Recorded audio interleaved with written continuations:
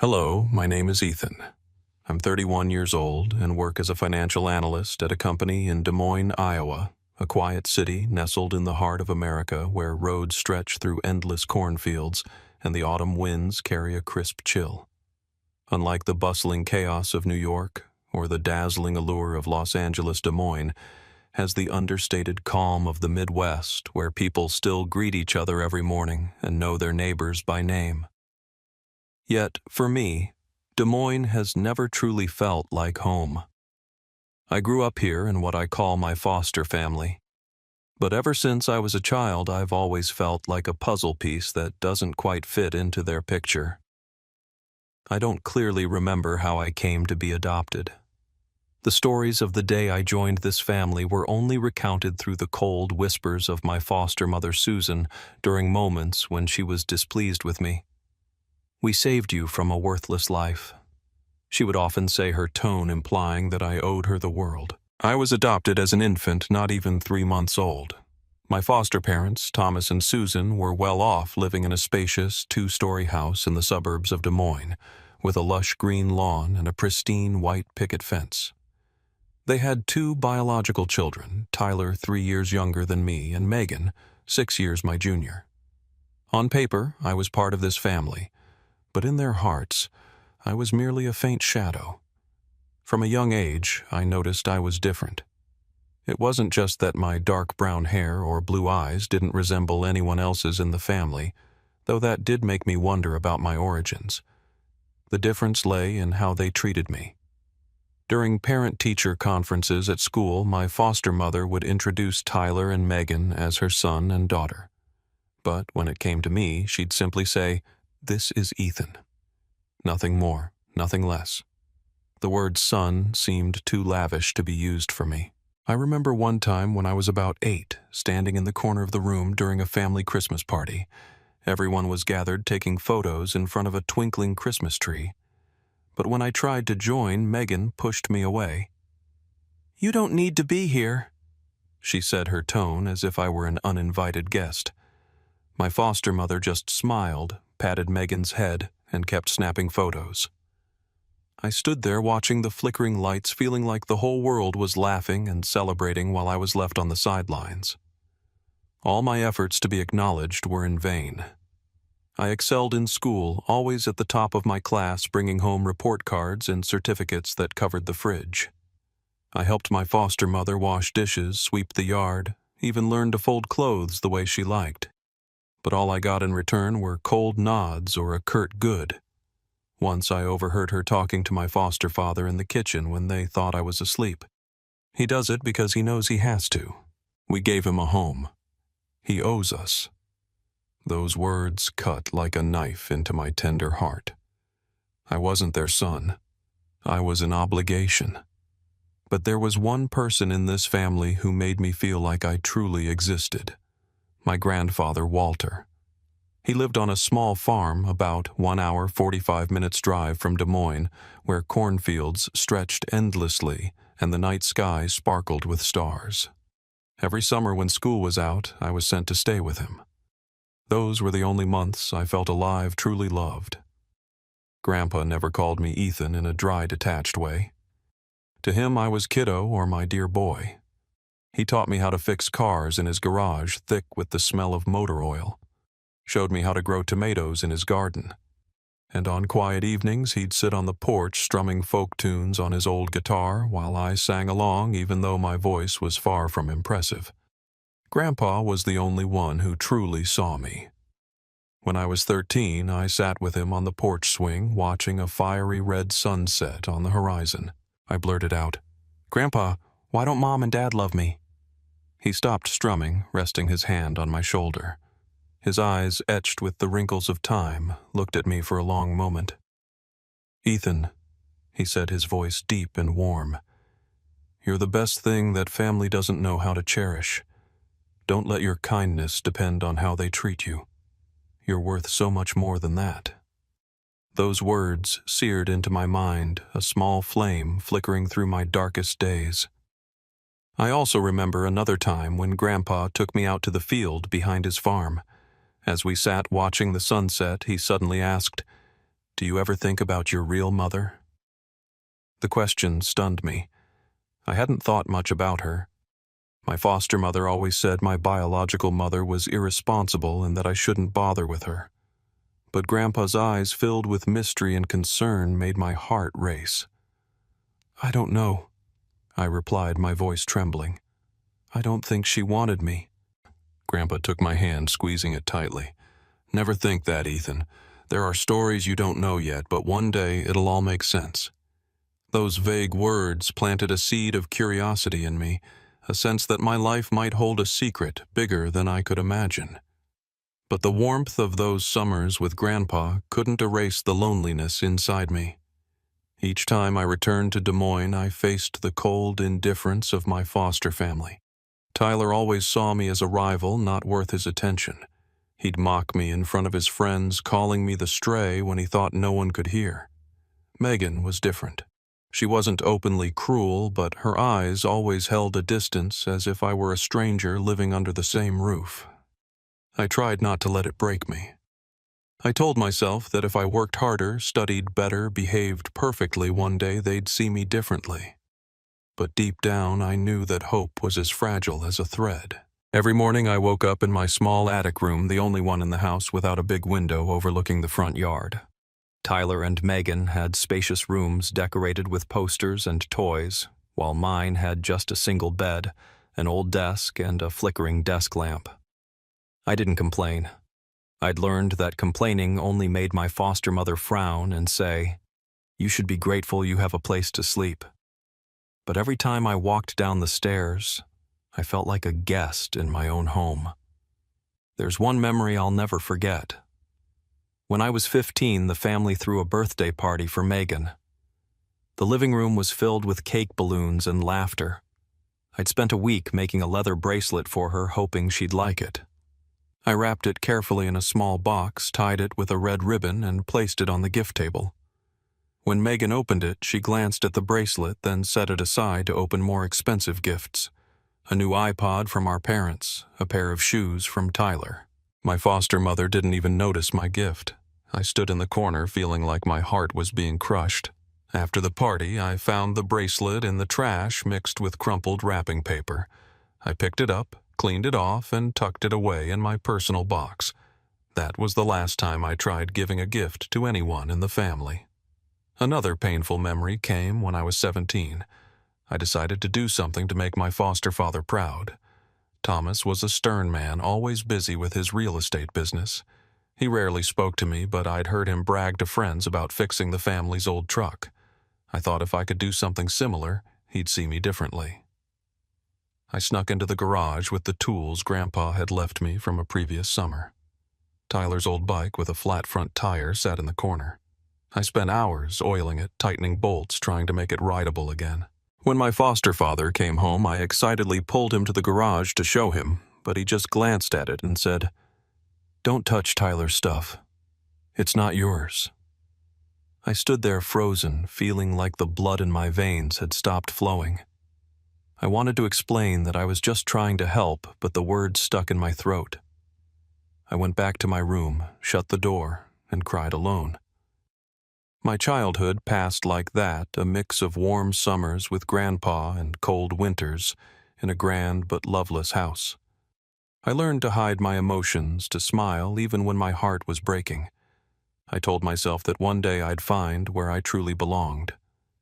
But back then, I didn't know that journey would lead me to truth more painful than anything I'd ever experienced. As I turned 19, the opportunity to leave Des Moines came like an escape hatch. I received a full scholarship to Iowa State University Ames, just over about a 50-minute drive from home.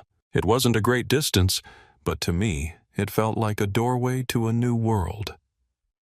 On the day I packed my bags, my foster mother Susan stood at my bedroom door, arms crossed, her eyes as cold as ever.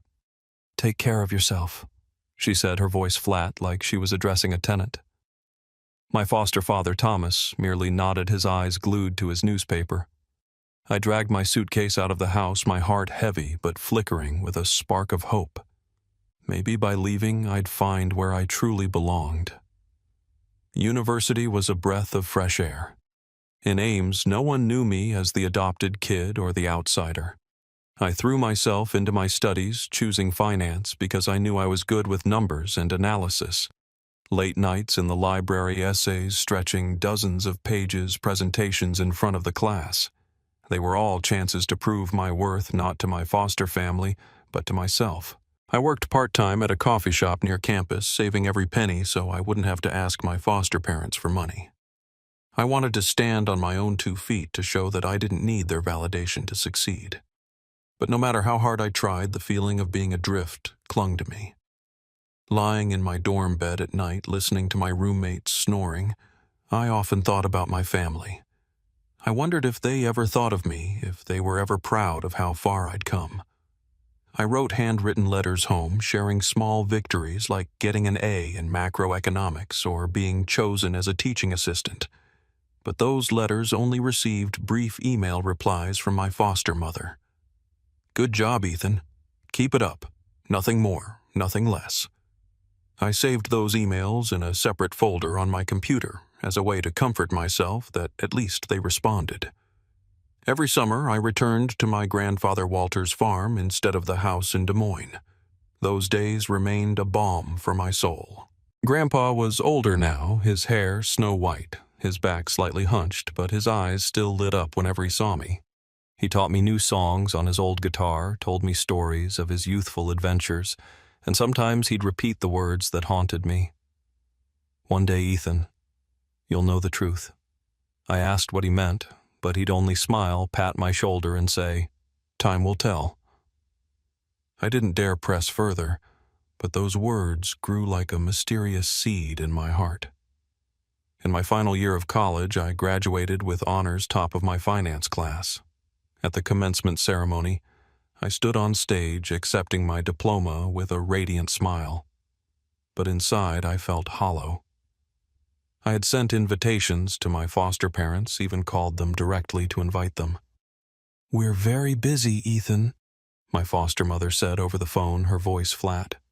"But congratulations." I looked out at the audience where other families were clapping, hugging, and taking photos. Only Grandpa was there, seated in the back row, wearing an old but neatly pressed suit. When I stepped off the stage, he hugged me so tightly I could feel the warmth of his chest. "I'm proud of you, kiddo," he whispered. I smiled, but tears silently fell. It was the first time I'd cried in front of him. After graduation, I received a job offer from a financial firm in Des Moines. I decided to return not for my foster family, but to be near Walter.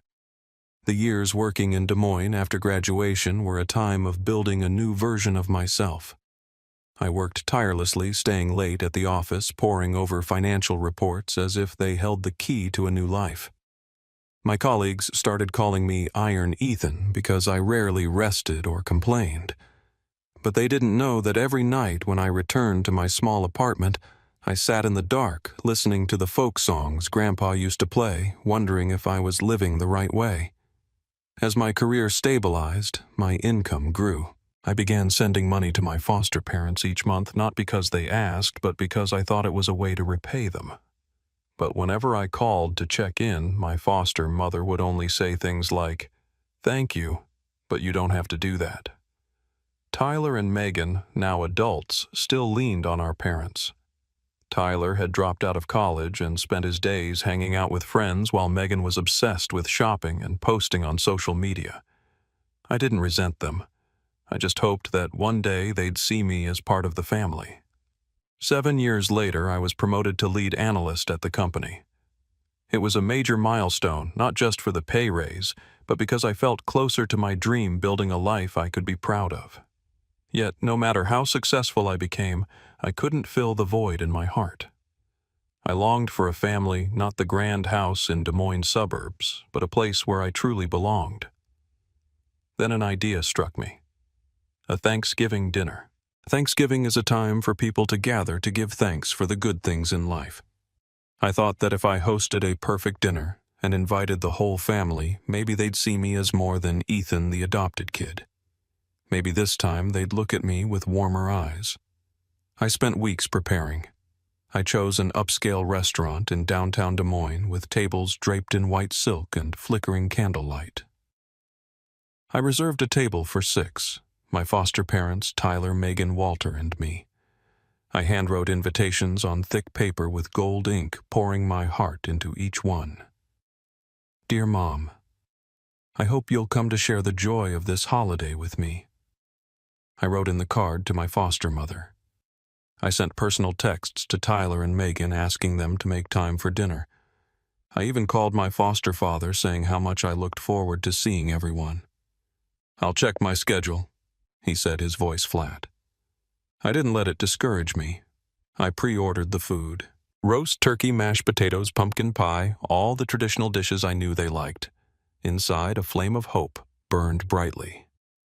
Maybe this time they'll come, I told myself, though my heart trembled with fear.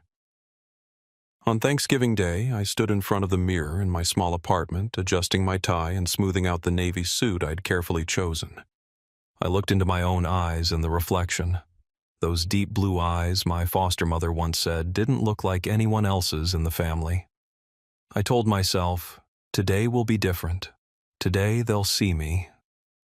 I arrived at the restaurant early at 5:15 p.m. as the sunset bathed Des Moines streets in golden light. The manager, a middle-aged woman with a warm smile, led me to the table I'd reserved. The setup was perfect. Crisp, white tablecloth, 6 gleaming silver place settings, and candles casting a soft orange glow. I checked everything from the folded napkins to the small vase of flowers at the center. Your family must be a lively bunch, the waitress said, smiling. I nodded, trying to hide the anxiety churning in my stomach. Yeah, I hope so. I sat down, glancing at my watch. 6:15 p.m. The appointed time. The restaurant began to fill up other families, arriving their laughter and chatter like a cheerful melody. I checked my phone. No messages, no calls. They might be on their way. I reassured myself, though my heart started pounding with unease.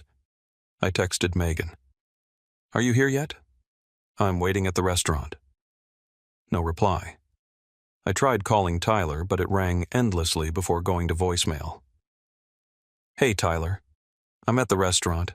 Is everyone coming soon? I said, forcing my voice to stay calm. No one answered. By 6:45, I felt a burning sensation at the back of my neck. The tables around me were full. A family at the next table laughed loudly as their young child spilled sauce on their shirt. An elderly couple held hands, their eyes brimming with love. I stared at my emptied table, the 6 chairs sitting silently as if mocking me. I called my foster mother, my hands trembling as I dialed. The phone rang 4 times before she picked up. Ethan. Her voice cut through me like ice. Your father's not feeling well and we've already eaten here. You'll manage, right? In the background, I heard Megan's laughter, the clink of dishes. Tyler saying something about a football game. They were at home, gathered together as they always were, as if I'd never existed. Yeah, I'll manage, I replied, my voice catching as if someone were squeezing my throat. I hung up, set the phone on the table, and stared at the flickering candles. Their light reflected off the wine glass, but it didn't warm me. I felt like the whole world was laughing and celebrating while I was left behind once again in the loneliness I'd spent years trying to escape. I called the waitress over and asked for a small portion of turkey and mashed potatoes. Just you tonight, she asked, her voice gentle but tinged with pity. I nodded, forcing a smile. Yeah, just me. The food was placed before me, the aroma of roasted turkey and herbs making my stomach rumble, but every bite felt like it was stuck in my throat. I looked at the empty chair where my foster mother was supposed to sit, the ones for my foster father, Tyler, and Megan. I imagined them laughing at home, eating the dishes I'd chosen, but without me. Tears welled up, but I bit my lip hard, refusing to let them fall. I'd cried enough during my childhood. I told myself I was stronger than this. But the truth was, I wasn't strong. I was just a 31-year-old man sitting alone in a fancy restaurant trying to cling to a dream that had shattered long ago. I wondered what I'd done wrong. I'd studied hard, worked tirelessly, sent them money, planned this dinner with all my heart. So why didn't they choose me? I stared at the plate of turkey, now cold, and felt like I was eating my own pain. The waitress passed by, her eyes full of sympathy. "You okay?" she asked. I nodded, but I knew I wasn't. I'd never been okay. I reached for my phone, intending to call Grandpa. He was the one person I knew would never abandon me. But before I could dial, the restaurant door opened, a gust of cold autumn air rushed in, carrying the scent of fall. I looked up, and my heart seemed to stop. Grandpa walked in wearing his old wool coat, his white hair glinting under the lights. He scanned the room, his eyes landing on me, and that familiar smile spread across his face. "Sorry I'm late, kiddo," he said, his voice as warm as those summer evenings at the farm. He sat down across from me, placing his frail hands on the table and grasping mine. His hands trembled slightly, but their warmth pulled me back from the edge of an abyss. "Grandpa," I whispered, my voice breaking. "I thought you weren't coming either." He shook his head, his eyes filled with love, but also a trace of indescribable sadness. "I'd never leave you alone, Ethan. Never." He squeezed my hand, and then his voice turned serious, as if he were about to say something more important than anything in my life. "Ethan," he said, looking straight into my eyes, "have you ever wondered why I've always loved you more than anyone else?" His question hit me like a bolt of lightning striking my chest. I stared at him, speechless, feeling like time had stopped. The candles on the table still flickered, but the world around me seemed to shrink, leaving just me and Grandpa. I knew this question wasn't simple. It carried a secret, a truth he'd kept hidden for years. "Why, Grandpa?" I asked, my voice trembling. He took a deep breath as if summoning courage. He looked out the window where the streetlights glowed faintly in the night. "Ethan," he began, his voice low and deliberate, "there are things I've wanted to tell you for a long time, but I waited for the right moment. And maybe that moment is now." He paused, his eyes returning to me filled with determination. "You're not just my grandson. You're part of a story that both you and I have been caught up in." My heart pounded.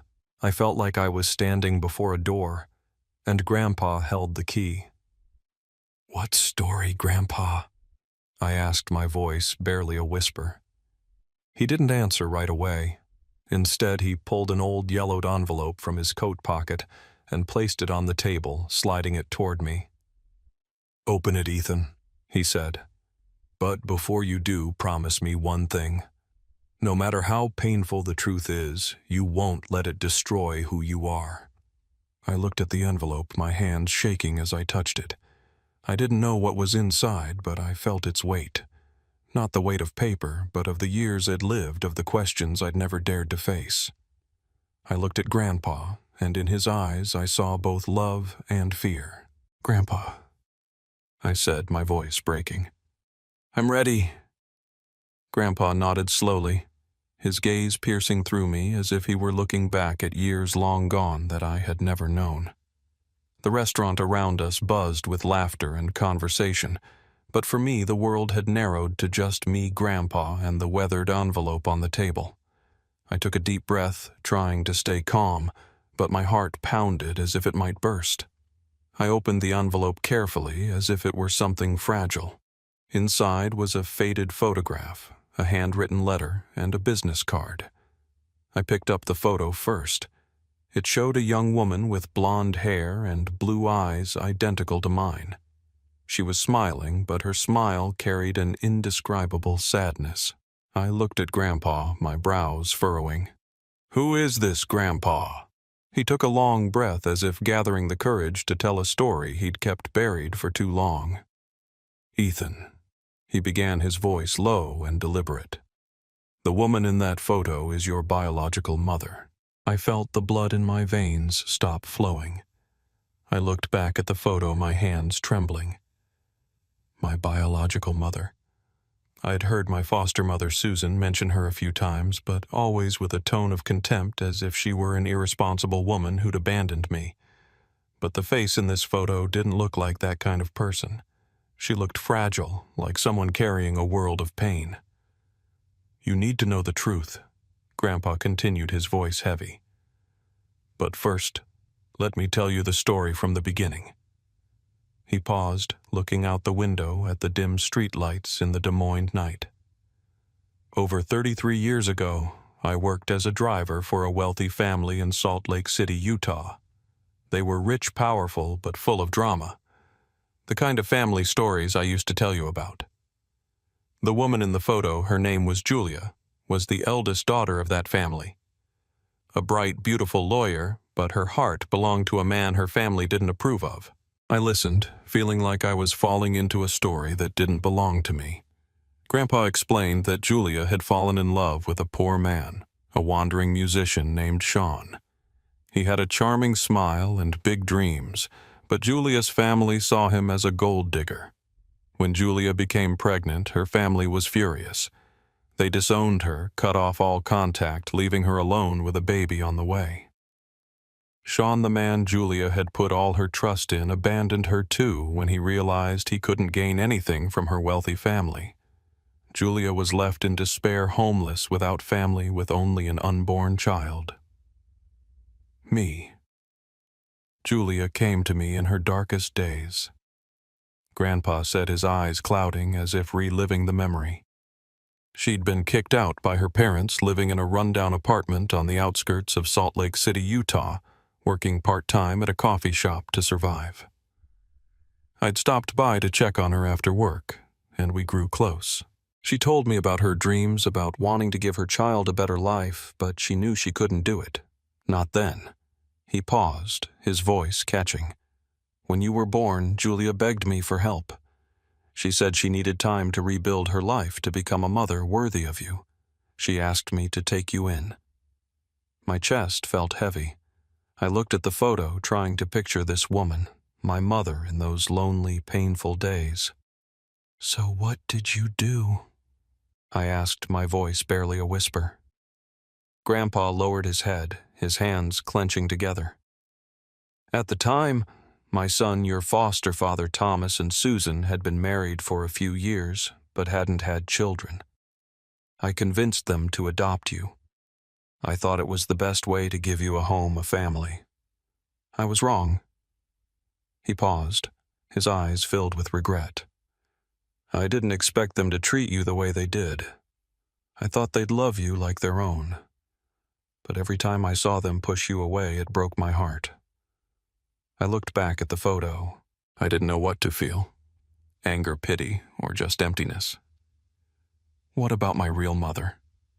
I asked, my voice faltering. "Where did she go?" Grandpa picked up the business card from the table and handed it to me. "Julia is a successful woman now," he said. "After leaving you, she left Salt Lake City, started over. She went to college, built a career, and now she's an entrepreneur in Portland, Oregon. She's been looking for you for over 12 years. Recently, she found me. She wants to meet you, Ethan, but she's afraid of disrupting your life. She wants you to decide." I took the business card and read the name. Julia Bennett, CEO, Bennett Industries.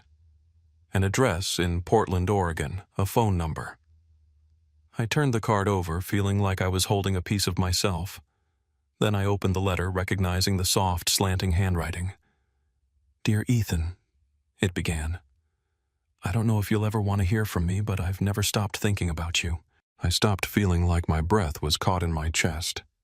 I glanced at Grandpa sitting across from me, his frail hands clasped tightly, his eyes a mix of worry and patience. I knew he was waiting, watching to see how I'd react to the truth just revealed. I took a deep breath and continued reading. "I'm writing this letter hoping that one day you'll read it. Though I'm not sure if you'll want to hear from me.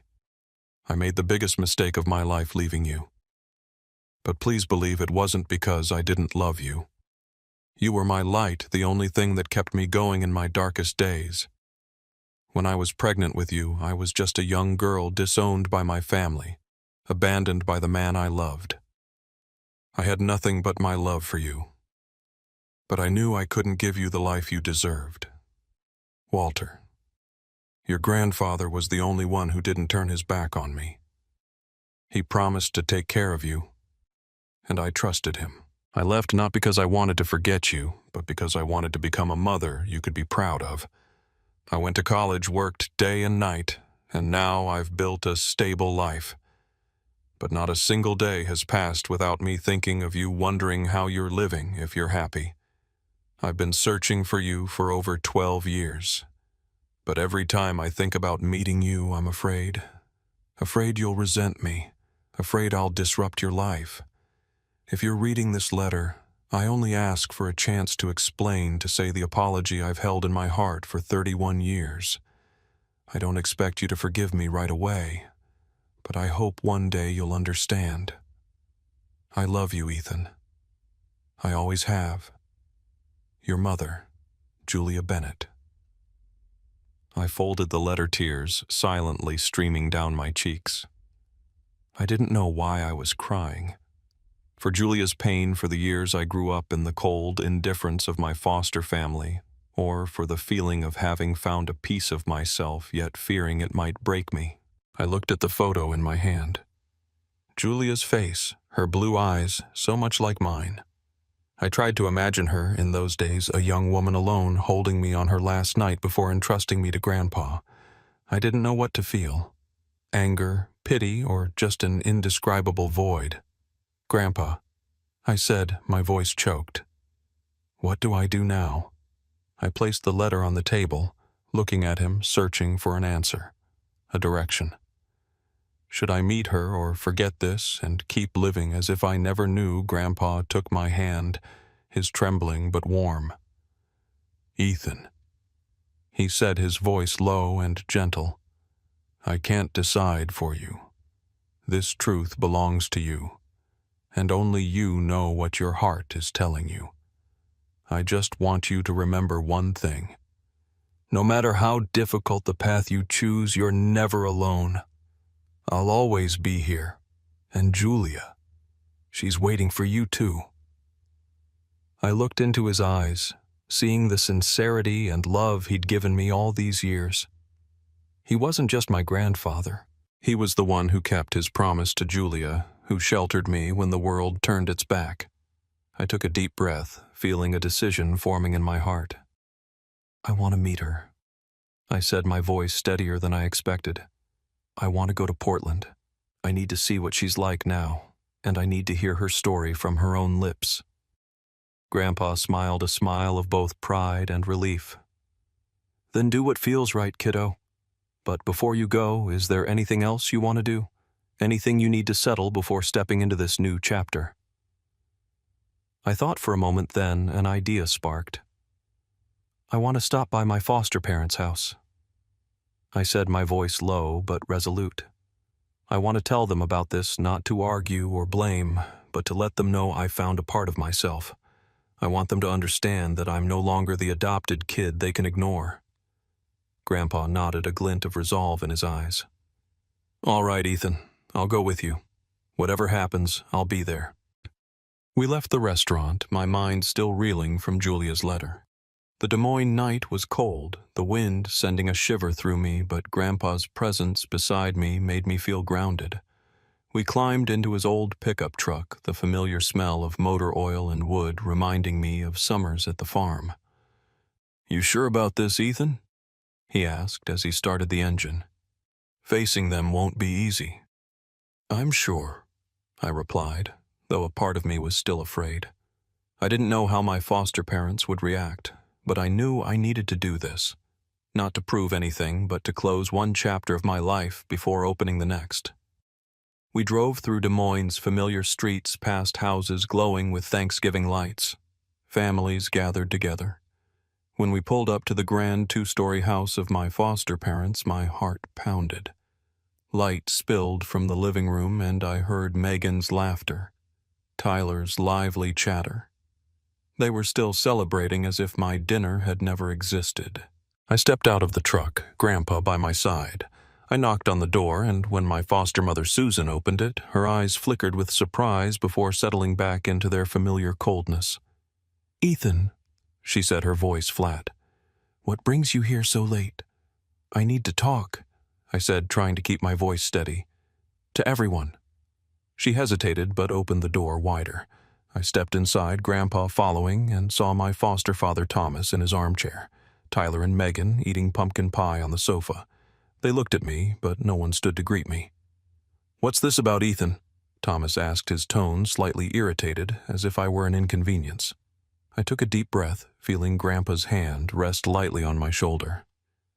"I just learned the truth about my biological mother," I said, my voice firm but tinged with emotion.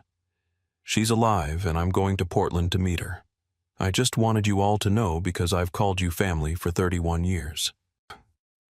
Silence enveloped the room. Megan stopped chewing, her eyes flickering with unease. Tyler smirked as if about to make a snide remark, but Grandpa's stern look silenced him. Susan crossed her arms, her gaze icy. "Is that so?" she said, her voice dripping with sarcasm. "You think finding your real mother will change anything? You're still just the adopted kid, Ethan. Don't get any illusions." Her words cut like a knife, but this time I didn't let them bring me down. "I'm not delusional," I replied, meeting her eyes. "I just want to live true to myself. Thank you for giving me a home, but I don't need anyone in this room to validate me anymore." Thomas stood about to say something, but Grandpa raised a hand to stop him. "Enough, Thomas," he said, his voice like thunder. "You've had 31 years to treat this boy like a son, and you failed. Now let him walk his own path." I turned and walked out of the house, feeling like I'd shed a heavy burden. Grandpa followed, and as we got back in the truck, he took my hand. "You did good, kiddo," he said, his voice full of pride. Back at my apartment, I began preparing for the trip to Portland. I held Julia's business card, typing her number into my phone, but my finger hesitated before pressing call. I wasn't ready to talk, not ready to hear the voice of the woman who gave birth to me. But I knew I needed to meet her, to look into her eyes and understand why she left me, and whether she truly loved me, as she wrote in her letter. I looked at Grandpa sitting on my sofa holding the coffee I'd made for him. "Will you come with me?" I asked. He smiled, that familiar smile I'd leaned on for years. "If you want me to, I'll go. But this is your journey, Ethan. I'm just along for the ride." I nodded, a new fire burning in my heart. I would go to Portland, face Julia, and find answers to the questions that had haunted me for 31 years. 3 days later, Grandpa and I were on an early flight to Portland. He wore his old wool coat, gripping the armrest tightly as the plane took off. "I'm not much for flying," he muttered, but his smile remained warm. I looked out the window at the white clouds drifting below, wondering if Julia was thinking of me as much as I was thinking of her. I held her business card in my pocket, my fingers tracing the words, Bennett Industries. I pictured Julia as a strong, successful woman, but in my mind I still saw the young girl from the photo, the woman with sad eyes and a fragile smile. When the plane landed at Portland International Airport, my heart beat faster. Portland greeted us with a light drizzle, tiny droplets rolling down the taxi's windows as we headed into the city. This place was a world away from Des Moines. Gleaming skyscrapers, bustling streets, and the faint aroma of coffee everywhere. Grandpa and I checked into a small hotel near downtown. After settling in, he took out his phone and dialed Julia's number.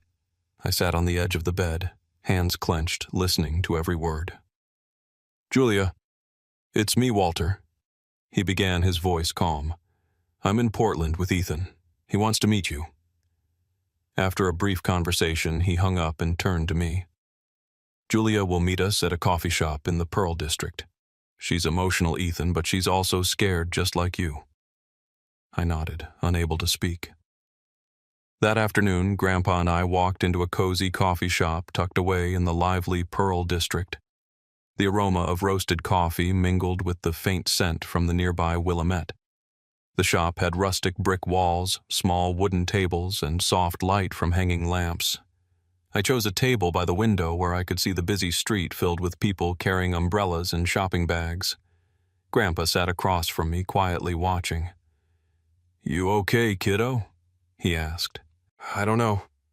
I admitted, my hands twisting together, my legs bouncing nervously. "I don't know what to say, what to do." "What if she's not what I expect?" Grandpa placed his hand over mine.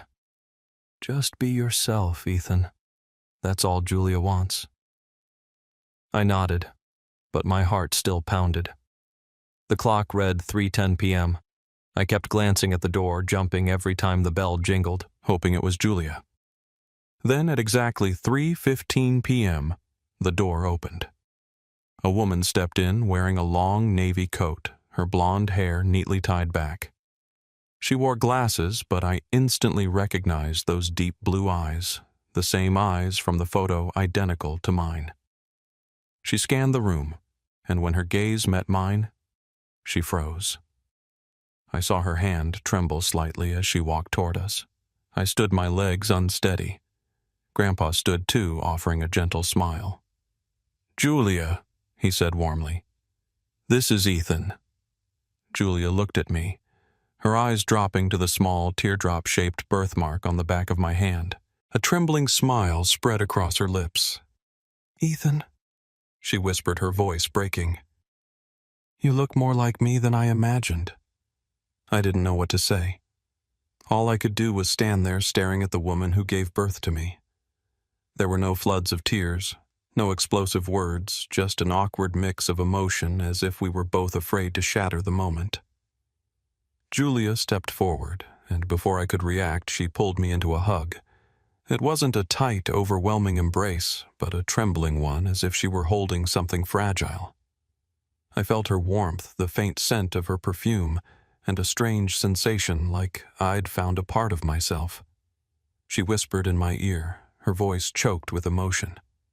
"Can you forgive me for letting you grow up so alone?" I didn't answer right away. I hugged her back, feeling time stand still. I thought of my years in Des Moines, the nights I cried alone in my attic room, the times my foster family pushed me to the margins. I wanted to say I forgave her, but the words stuck in my throat. Not because I didn't want to forgive Julia, my mother, but because I hadn't yet learned to forgive myself for letting pain define me all those years. I let go, looked into her blue eyes, so like mine, and whispered, "I'm here now, Mom." It was all I could manage in that moment. Julia smiled, a trembling but hopeful smile. We sat down, Grandpa quietly by our side like a silent guardian. The coffee shop in the Pearl District buzzed with the chatter of passers-by, the scent of roasted coffee, and the distant sound of the Willamette.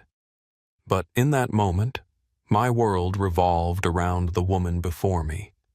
The one who gave birth to me left me behind, and was now trying to find her way back to me. "How did you grow up?" Julia asked, her voice soft but eager. "I want to know everything. If you're ready to share." I looked down at the coffee cup in front of me, steam rising faintly. I didn't know where to begin. How could I sum up 31 years of pain, loneliness, but also moments of warmth with Grandpa? I told her about Des Moines, the grand but cold house, how I tried to be the perfect son but was always treated as an obligation. I spoke of summers at Grandpa's farm, where I learned to fix cars, grow tomatoes, and play folk tunes on his old guitar.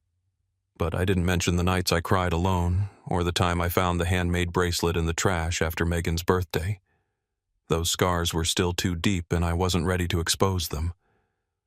Julia listened, her hands gripping her coffee cup as if to hold back her emotions. When I mentioned Grandpa, she looked at him, her eyes filled with gratitude. "Thank you, Walter," she said, her voice trembling. "Thank you for keeping your promise." Grandpa only nodded, his eyes gentle but silent. I knew he was giving Julia and me space to reconnect, though our journey was only just beginning. After our meeting at the coffee shop, Julia invited Grandpa and me to her apartment in downtown Portland.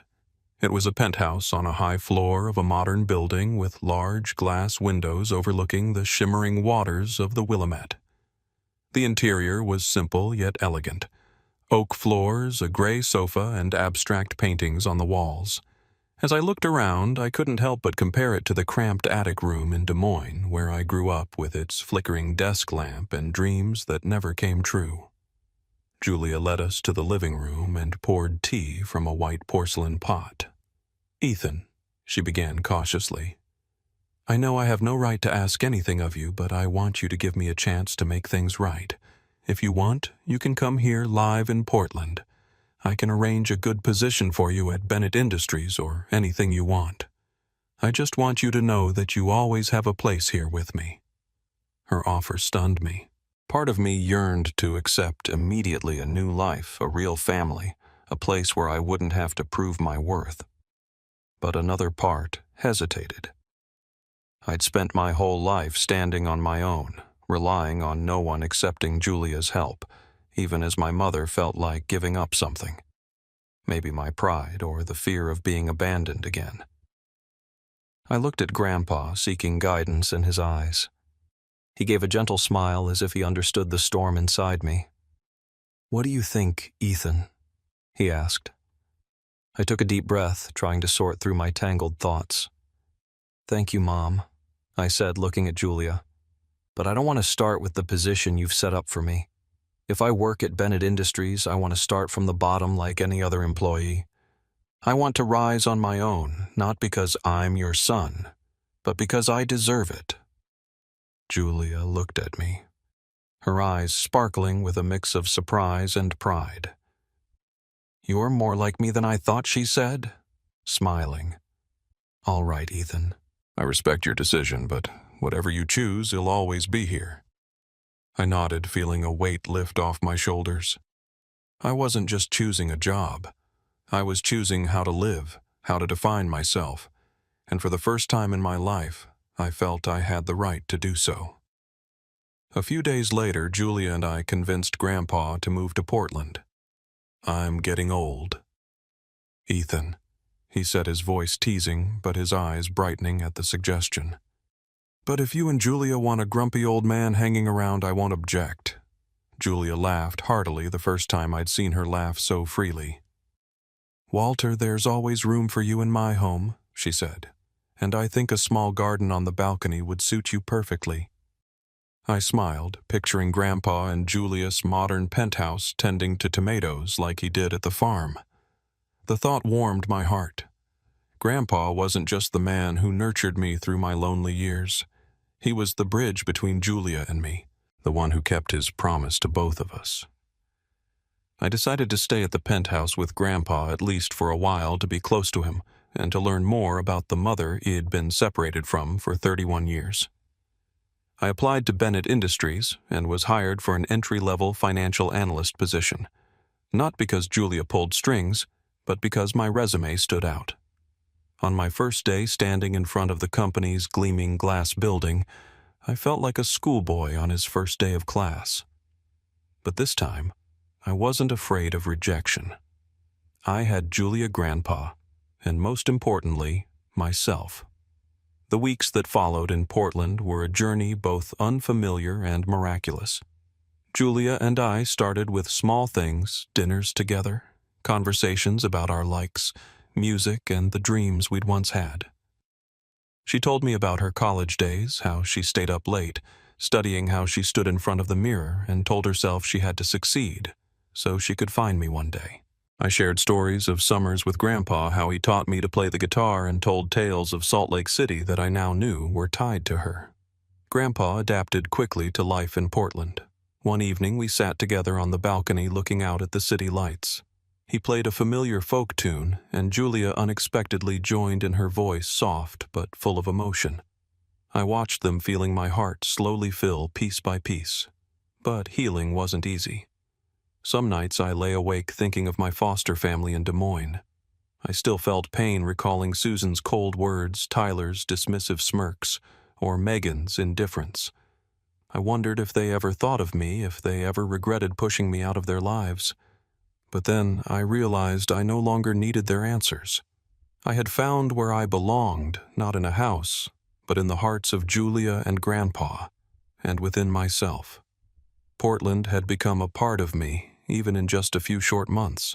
Every morning I woke up in my small, rented apartment near Bennett Industries, listening to the waves lapping at the Willamette and the faint aroma of coffee drifting up from the shop below. I was no longer the boy in the Des Moines attic, desperately trying to please a family that didn't need me.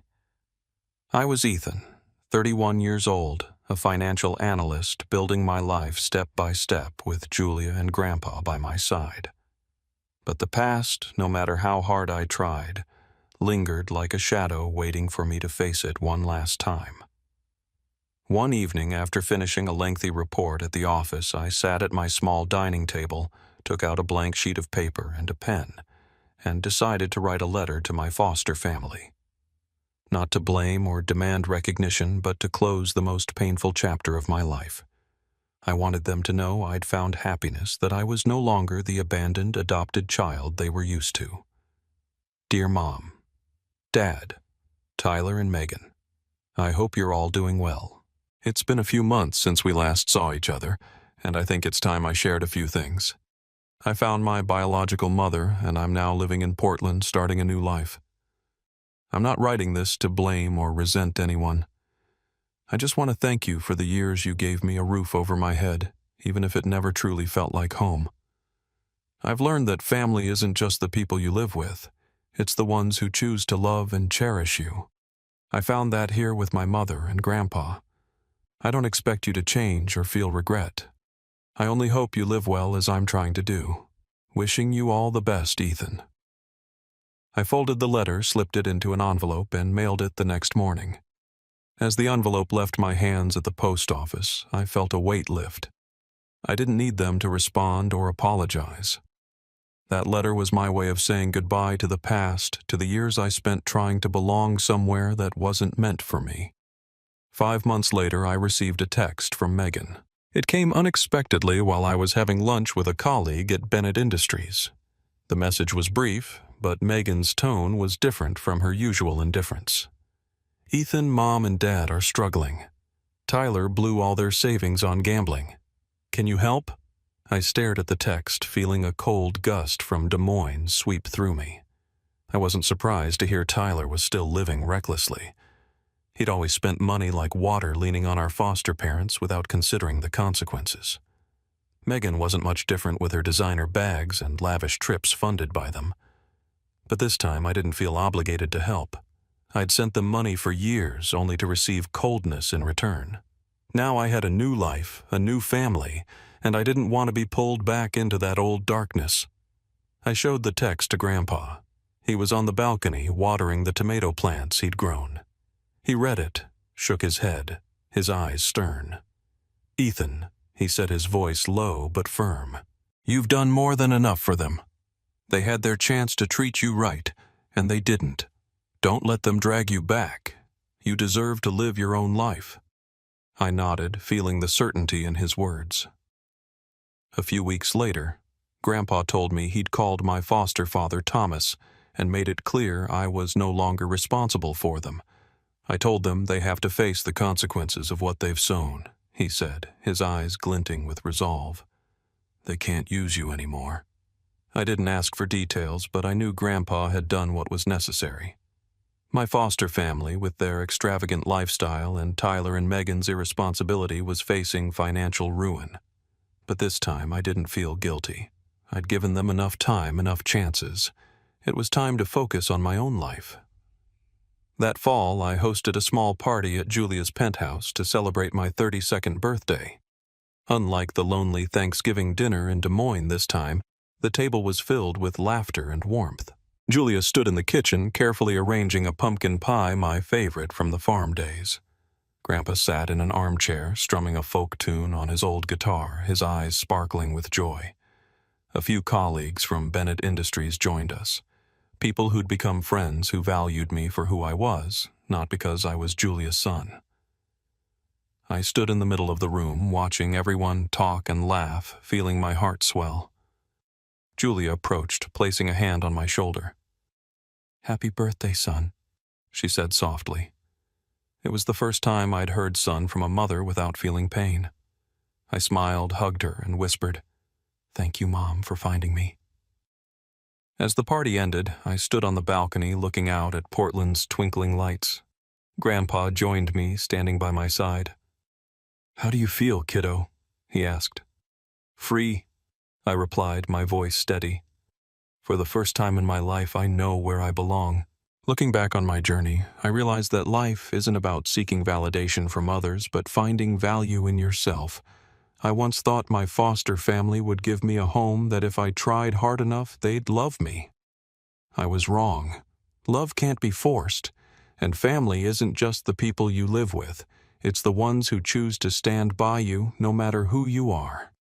See you next time. Share your thoughts on this video.